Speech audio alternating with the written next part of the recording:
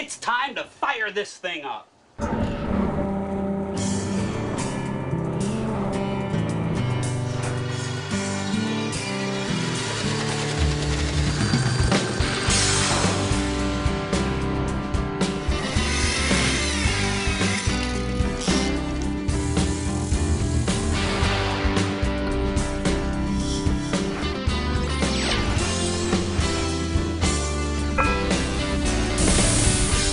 What you're looking at is our brand new Sunbrella spray hood onto our 28-foot blue water.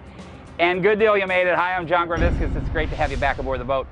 Today on ShipShape TV, we're going to be talking to all of our friends that have Sunbrella T-tops or Biminis or spray hoods. We're going to show you how to re-waterproof things with a product line called 303. We're going to get into all kinds of boat detailing tips.